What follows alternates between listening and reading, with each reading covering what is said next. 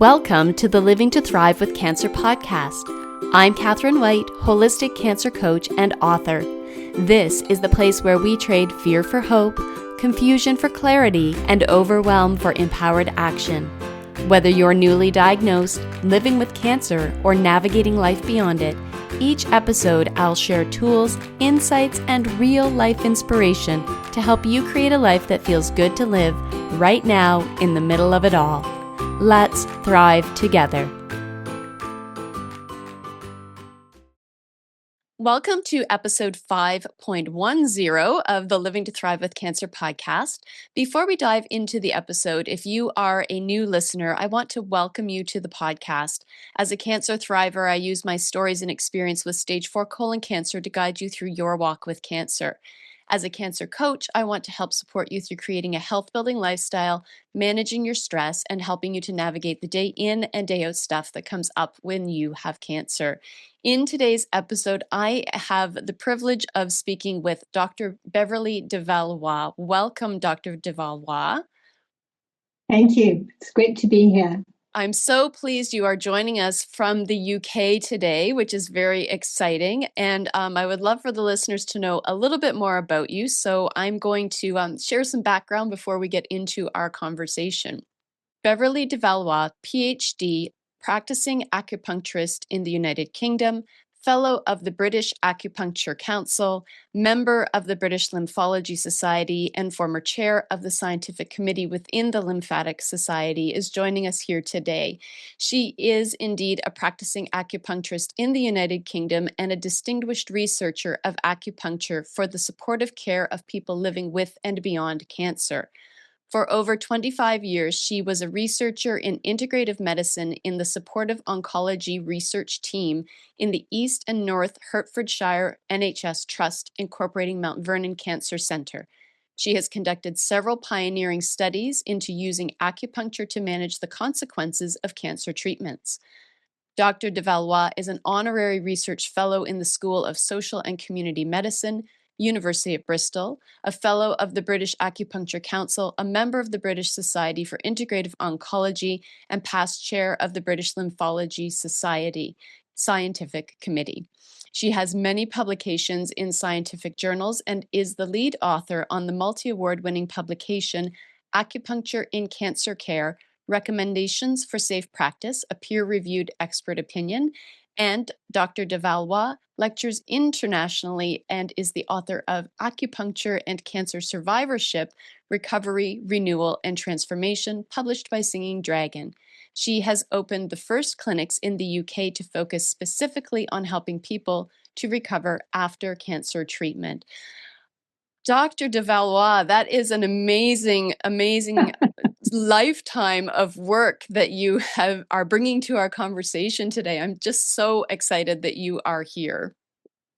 Fabulous. Yes, it's interesting to listen to it played back to me. It's great. Sometimes you must think, I really have done all of those things. That's quite amazing. Yeah, because mostly you spend your life trying to push things forward and make other things happen, and you forget the kind of what you've accumulated behind you. Yeah.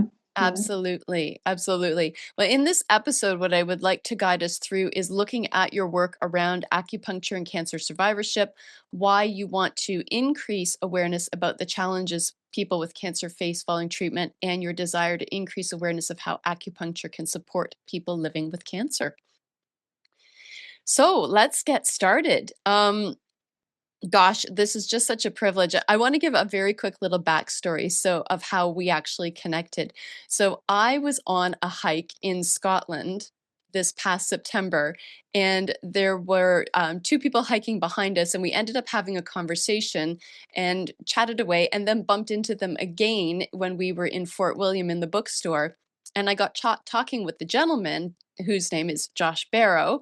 And I said, "Oh, you're an acupuncturist. I should have you on my podcast." And he said, No, I have someone that I really think would be an absolute amazing guest for your podcast. So the fun story behind you being here today is that I was hiking in Scotland and met an acupuncturist who happens to know you, and here we are.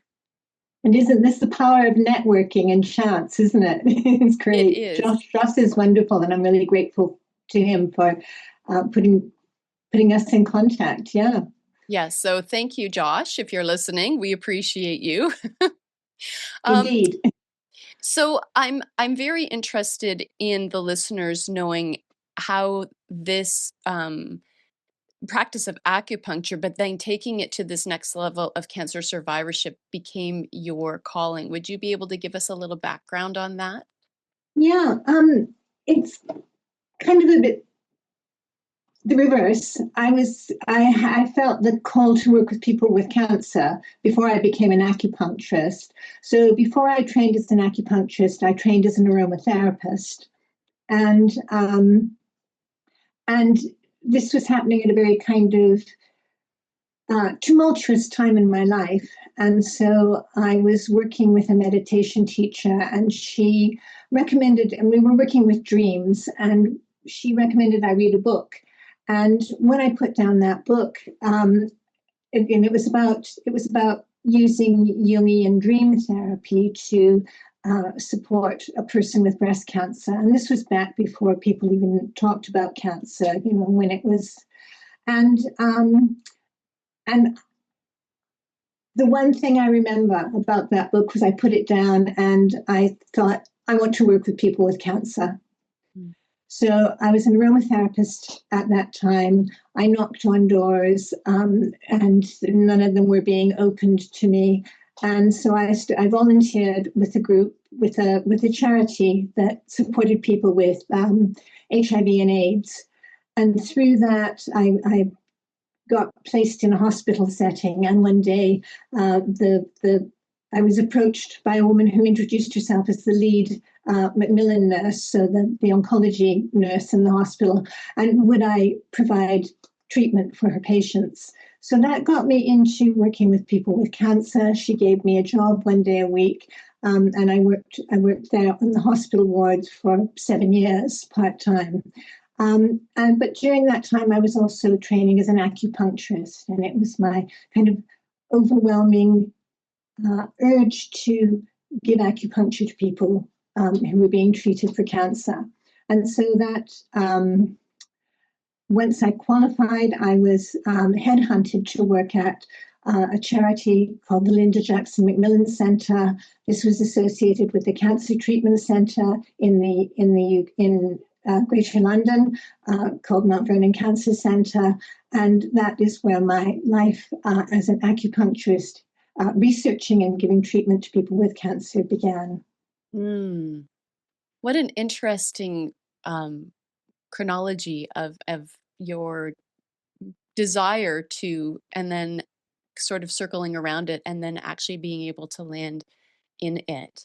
And so it has taken you further, this experience going from aromatherapy into working in the cancer unit has taken you even farther into research. And I'm excited to share more about, or to have you share more about your research and how it relates to post treatment care. But I wondered perhaps we should just share for people who aren't familiar with acupuncture or what it entails. Maybe you could provide a little bit of insight into it, because I think many people have probably heard of it, but don't know exactly what the practice is or the intention behind it. Would you be able to give us some information? Course, yes. Acupuncture is a practice that comes to us from the Far East. It's mostly associated.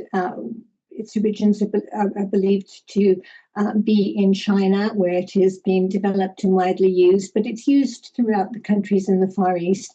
And fundamentally, we think of it as the practice of inserting very fine needles into points on the body to help the body to change and to help heal itself. Very, very briefly and well said. Yeah, I've had acupuncture myself a number of times, and I have found it to be quite helpful. My first experience with acupuncture was actually as a physiotherapy release of muscles, but when I moved into it more as an energetic practice and a body treatment practice, I found I quite enjoyed it, and it found really good results from it, actually. Yes, and I think this it's very important what you're saying. People think of it as a therapy primarily for physical symptoms, but I mean it's wonderfully versatile and flexible and broad ranging. And so I think where it really comes into its own with people with cancer is that it can help address the emotional aspects of cancer and its treatments and really help. It's very holistic. I think it can be. Yeah. Yeah, and one of the intentions I wanted to have behind having you here is to invite into the conversation that adjuvant therapies can we hear a lot of adjuvant therapies out there on the internet and people saying try this and do that, and I really feel for the benefit of the people that are listening to this podcast that I want to ensure that they're getting the best information. And being a bit of a nerd myself, I like the science parts. And also, I think that having science based information when it comes to something as significant as healing through and beyond cancer is really important. Um, so perhaps you can just give us a little bit of the research pieces that you Okay. have Well, done. yeah. I think the first thing to say, and you're talking about adjuvant treatments. So I think the first thing to make really, really clear to everyone is that we don't think of acupuncture as being a cure for cancer. Mhm. And I think it's really important to establish that as a ground rule. Okay, so we're using it in the supportive care or the adjuvant care of people undergoing treatment. And and broadly, we're trying to alleviate physical symptoms to enable people to continue their treatments, often with chemotherapy. We're using it to help manage side effects of adjuvant therapies and chemotherapy and surgery, and also to help manage the emotional consequences of all of that cancer experience. So some of the work that I've done has been my first research project was looking at using traditional body acupuncture to manage the hot flushes associated with breast cancer treatments, and at that time it was tamoxifen. And then I looked at using ear acupuncture, an ear acupuncture protocol to manage this and treating people in groups, which seemed quite radical in the UK, where people are quite private. Yeah, and so those two studies comprised my PhD. And then I went on I got a grant from a prestigious NHS, the National Institute for Health Research, which is the prestigious medical research organization in the UK, to look at using acupuncture um, and something called moxibustion, which I'll explain in a minute, to improve quality of life and well-being for people with cancer treatment-related lymphedema, which many of your listeners may know is an unfortunate consequence of cancer treatments. And so that was very groundbreaking. No one ever had done that before. So that was kind of a landmark study and certainly taught me a lot about acupuncture and how it can help people with what we call complex comorbidities, multiple complex comorbidities. People with that have cancer and they have lymphedema as well. And those are both have a symptom burden associated with them. And then after that, we did various studies. I did a lot of service evaluation. So looking at using ear acupuncture to help to improve well-being of people with prostate cancer, and a study I did a kind of service evaluation of a clinic that we set up to use acupuncture to support people who had been treated for colorectal cancer, colon cancer, and bowel cancers. What else did we do? we've done a study to see if we could teach people who are having chemotherapy within the NHS to administer this treatment called moxibustion. So earlier I said acupuncture is about using needles, but a very closely associated treatment modality of Chinese medicine is moxibustion or moxa. And this is where you warm the points using a smoldering herb called moxa. And so that warms the points. And you can use that with the needles or instead of the needles. So we were trying to teach people to self-moxa a point on their leg to see if that would improve their outcomes, their ability to have treatment to dose and on schedule. So we've done some very interesting, radical kind of novel intervention studies. Yeah. Yeah, I was reading, I have your book, which I'm going to put, brackets. It's not it's not like a memoir. It is a teaching guide Yeah. for acupuncturists. So it's not a light read, but it's a very informative read. Like I didn't read it cover to cover, admittedly, but I was looking at the case studies throughout the book, and particularly at the back when you were talking about moxa. And I'm so glad that you talked about it, because there was one member in your study, or actually, which I guess she was in your study, that she was using moxa and then went off of it and then tried it again. And you outlined some of the health things that popped up along the way. But I was so curious about what it would look like, because you indicated that you taught her this practice or this technique, and to use it on her own. Yeah. So often, traditional acupuncturists like to be enablers, and our key, I think, motivation is to help people live a better life, whether they've had cancer or not had cancer.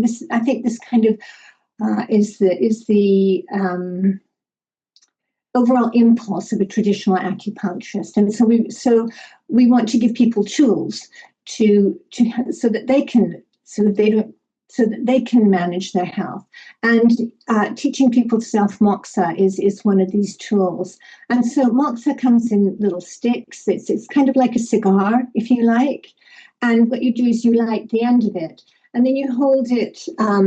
If you imagine that this pencil is my moxa stick, and this is the light, you will hold it over a point and just gently warm the point. Yeah, and you might do that for 1 or 2 or 3 minutes, and then maybe do the point on the other side. And it's a lovely treatment. It's warming and it's comforting, and it's very, very nice.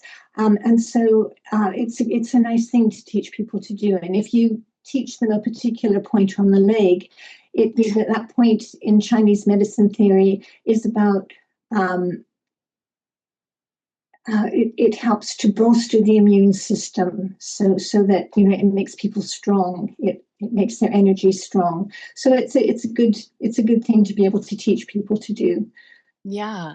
And one of the things that I've talked about before is the feeling when someone has cancer, the lack of, or the feeling of lack of control, and not knowing Yes. what to do, and and or not financially having the access to other modalities.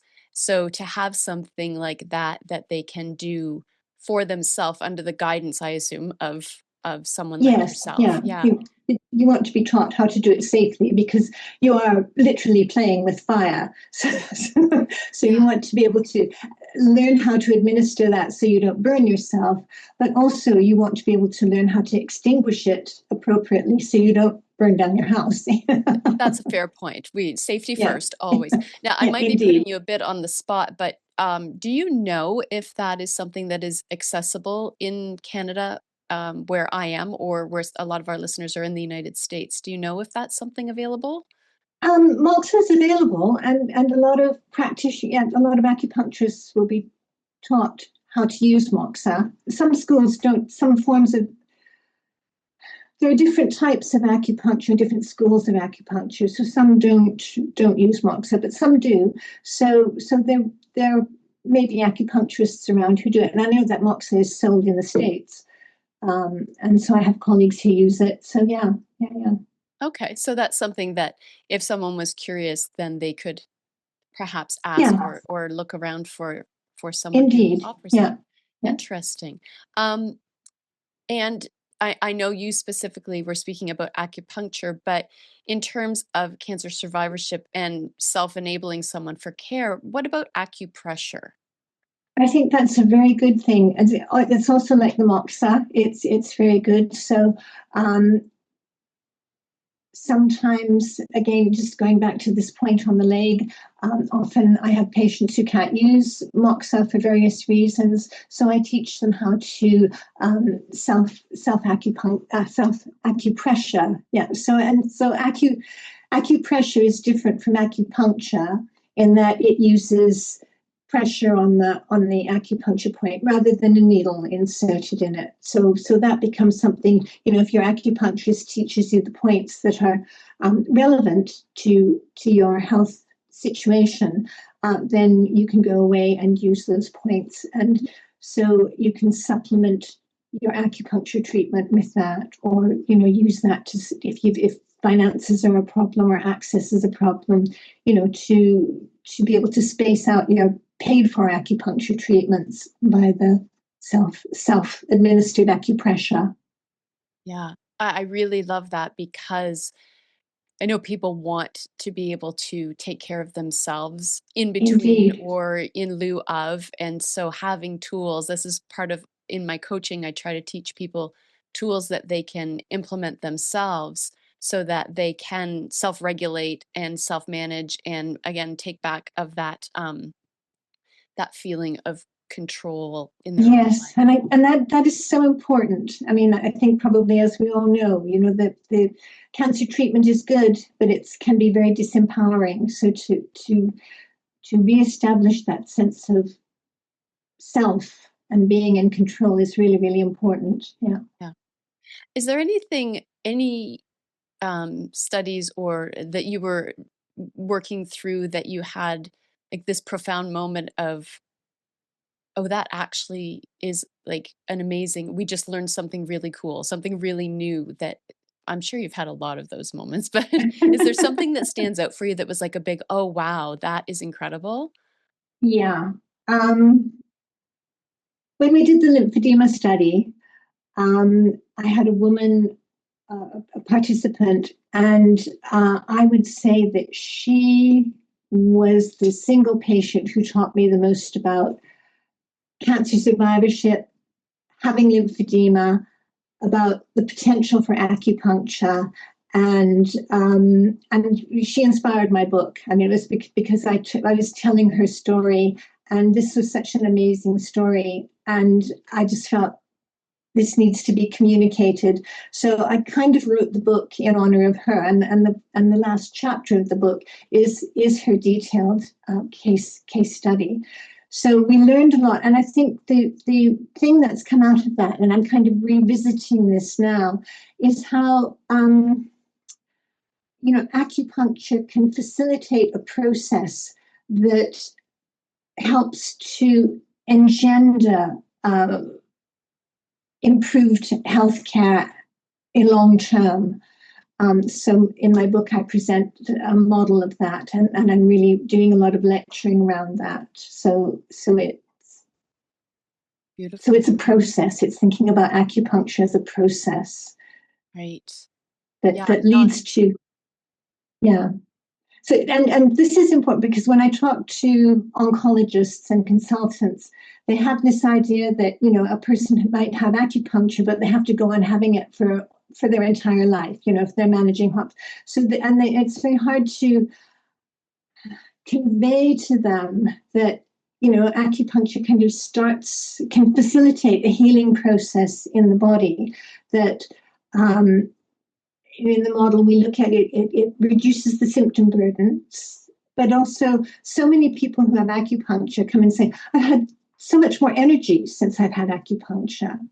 And when you get this nice little cycle of things happening. You have acupuncture, your symptom burden goes down, your energy increases. I call that enabled coping. So people can start coping better. And this is a model that can apply to any chronic illness, as well as, in addition to cancer. And then you get this nice cascade of events. So once you start being able to cope better with your situation and with your condition, you start being more motivated, you start taking more control of things, you start becoming more active in your own self-care. And of course, we know that that just leads to better long-term health outcomes. So I think that was just amazing out of that study. Yeah. It's true that when you can feel better and take care of your physical self, it really makes a difference in your mental health and your emotional well-being. That is my own experience, and the experience I see with my clients, that when they move from fear, that I'm afraid to do anything because my medical plan is this, into starting to create different spaces, different movement, different thought patterns, it really does create a profound shift. I know for myself, I'm now 11 years out from when I was told that I have cancer. I've had multiple recurrences over that time, but just that mental shift of knowing that I could do something for myself, I think has been a huge part of my survivorship story, because I did not allow myself to feel disempowered. Yes, I think that's really important. Yeah. Um, I I'm not sure I'm not sure where this will go.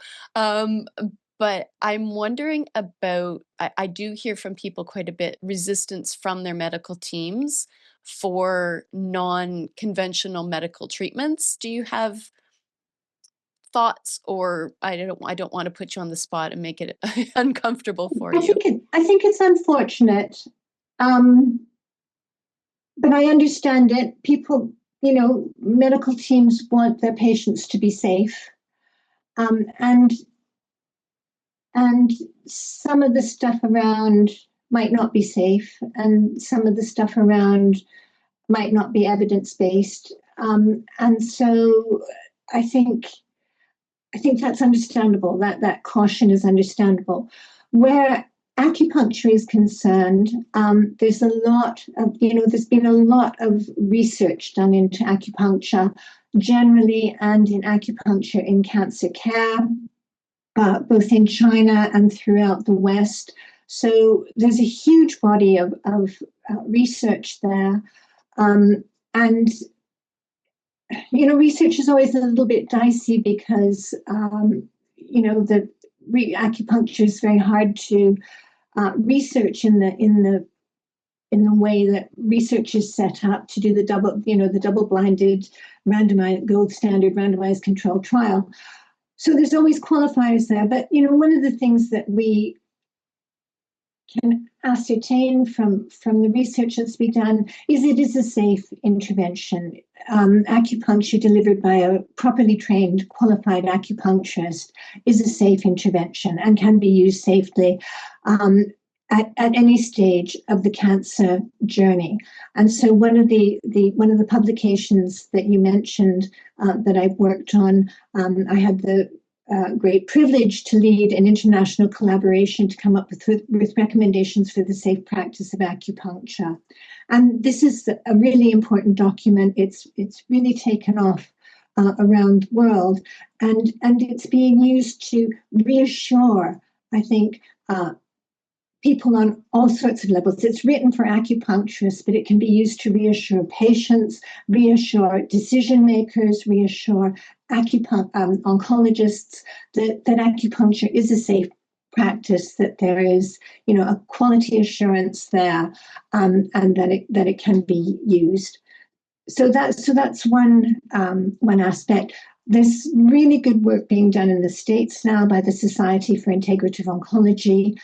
They have published a lot of, and are publishing a lot of clinical guidelines to inform healthcare professionals about the wider range of integrative, what are called integrative therapies.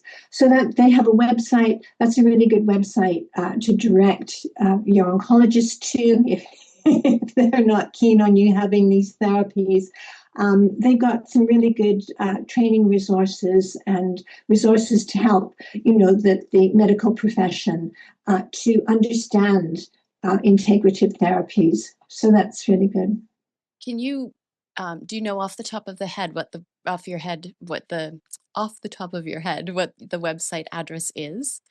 No, but I can look it up very, very quickly. Yeah, I And think that would be such a great tool for people to have. And while you're doing that, I was thinking as you were sharing, that I might gift my oncologist your book, um, because it wow. really would be such a great thing for the oncology center, here where I live, to have that kind of information, because I know patients want to know more and want Yeah. more.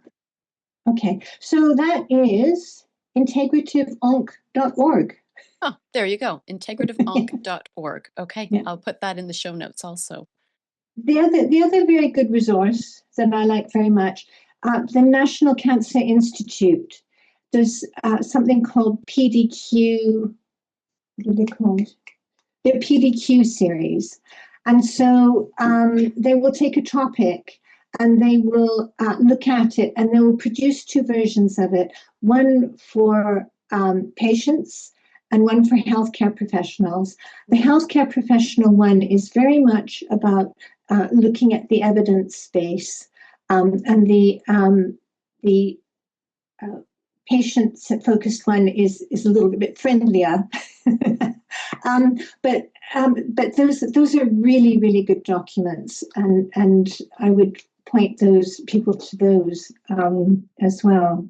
That's wonderful. Thank you. Because I'm in the process of writing a second book, and it's going to be focused on young adults with cancer, because that is certainly something that is on the rise, and we're seeing more studies coming out about it, and not a lot of supports. There are supports, but not a lot of supports, and Yeah, it's really something. It's actually very concerning. As the mom of two young adults, it concerns me that, and with my own family history, that this is happening. What I have learned is that the younger adults, those 20 and 30-year-olds, and now into their 40s, are very active in doing their own research. They are on the internet and they are looking at things. And so part of having you today here today is to provide that guidance to, again, peer-reviewed, evidence-based information, but they really want to be part of the process. They seem to be very like, no, I'm going to dig in. Whereas I was just like, tell me what I need to do. That was 10 years ago. And I'm yeah, just going to do it. And I was afraid to look. But I think they just have this other level of curiosity, and also this need to know what is happening. yeah. Well, those are two good sources to point them to. Yeah. Perfect. Thank you for sharing that. So, if someone is interested in acupuncture as part of their survivorship plan, and they find an acupuncturist, or they are looking for an acupuncturist, do you have any suggestions or recommendations around questions that they might be asking, or who they should be talking to? So that would be an easier question for me to answer if you were based in the UK, Hmm. because I know that the kind of structure in the UK quite well. Um, so I don't know. I'm not that familiar with the intricacies of acupuncture in Canada, which of course changes from province to province. Yes, we're But I working on guess, that. yeah. So the question, obviously you want to know about a person's training, about whether they're insured, whether how much expertise they have in this, and in cancer, how much understanding they have of cancer and its treatments formally, mainstream, so that they can understand what's happening to a person with cancer. Yeah. Does that make Okay. sense? I think Yeah. those would be the top three questions I can think of. Yeah. Okay. Yeah. And Yeah. then just this, um, once they find someone and have the conversation of obviously they disclosing their own health situation, this is what I'm going through, this is what I'm experiencing, and then leaving that to the acupuncturist to sort out what they would do or whether they would even want to or not. Yeah, that's yeah, yeah, yeah. I mean, I always, with my first treatments, I always say this is a learning experience for both of us because I don't know you and I don't know your energy. They may or may not have had an acupuncture before, so sometimes it's an introduction to acupuncture.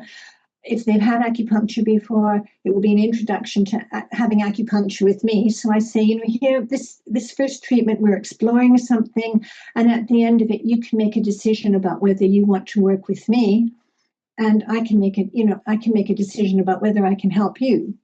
Um, and I pitch it very much as, we are working together to improve your health. Mm. So I don't I don't position myself as someone who knows everything and does everything. So we're working together and we're exploring together and moving forward in improving their health, I think. Yeah. Yeah. When, cancer is such an individual process, like a diagnosis, I always say you could line 10 people up with the same diagnosis and it's going to be individual to each of those people. So I guess, yes, that answered the question that it is a very personal experience. And so asking, Yeah, some questions and getting to know who the practitioner is. And then I suppose the practitioner can decide where they want to go with that. yeah, yeah, yeah. Perfect. Okay. This has been such a great conversation around your work and the work that you're doing in relation to cancer. And I said at the beginning, I really feel it's important for people who are living with or in recovery from cancer to have options and opportunities. So this sharing and education that you provided is just fantastic. I appreciate that, and I know that the listeners will glean what they need from this conversation. But Brilliant. before I let you go, I do always ask one final question, and that is, what does living to thrive mean to you? I think living to thrive means being able to live a fulfilling life. And again, I think a traditional acupuncturist, their impetus is to help people fulfill their potential. And often when cancer um, is part of someone's life, their potential changes. They may have a different potential after their diagnosis and treatment than before. But it's helping to um, really help that person reach their potential, whatever the situation is. Mm. So, yeah, Yeah, and there is so much potential. Yeah. indeed. And there is so much that acupuncture can do to help a person realize that. Beautiful. Well, I hope that this conversation has inspired some curiosity. I expect that it has, and that people will want to know more and seek out wherever they are living, perhaps an acupuncturist who can help them with that. I will share your information in the show notes if people are more want to know a little bit more about you and the work that you do, and if they are interested in your book, I will share a link in there also. It is very interesting if you have that brain of like, I need to know why. It is very Yeah. interesting. And I think the case studies are a very important part. So I think even just reading the chapter on cancer survivorship, if you're a Yes, cancer survivor, and looking at the case studies would be very informative and show people, one, the challenges that the cancer survivors may face, and how acupuncture can help them. absolutely. Yes, thank you. I was going to say that section on survivorship is really very interesting and helpful. So I will make sure that your book is linked in the show notes. Thank you. And can I say thank you for having me on your podcast? And thank you for spreading the word about acupuncture and cancer survivorship and my work. in Canada. Thank you very much. I Uh, appreciate that. You are very welcome. I'm so grateful, as I said, to be learning and then to be able to direct people to this treatment as a part of survivorship. I'm grateful for your time, for you being here today. Thank you. Okay, so again, as I just said, thank you to Dr. de Valois for being here today, for sharing this education piece around acupuncture and how it can be part of cancer survivorship. Your information will be in the show notes for the people who want to know more. And I just want to remind people that if you've found what you've learned here today to be helpful, please share this episode and information with other people that you know could benefit from it. Sharing helps both Dr. de Valois and myself to support more people living with cancer and help them to move from survivor to thriver. And if you are sharing this, and this is perhaps even your first time listening to the podcast, go ahead and subscribe to the podcast wherever you're listening. Follow it on YouTube and head to the show notes to get your name on my weekly email list. So that you can get a free little gift from me and stay informed about conversations like the one that we've had with Dr. de Valois here today. Again, Dr. de Valois, thank you, thank you, thank you so much. It's been an absolute pleasure having you, and I'm sure that we will cross paths again in the future. Thank you. I hope so. I look forward to that. Wonderful. Thank you. Take care. Bye now. Thank you. Thank you so much for joining me on the Living to Thrive with Cancer podcast. I hope you have a beautiful rest of the day, and may you live your life to your fullest, follow your heart, and thrive in all you do. Now for the serious stuff. The contents of this podcast are solely the opinion of the podcaster, who is not a physician. The information is presented for educational purposes only and is not intended to diagnose or prescribe for any medical or psychological condition, not to prevent, treat, mitigate, or cure such condition. The advice in this podcast is not intended as medical advice and should not replace a one-to-one relationship with a doctor or qualified healthcare professional.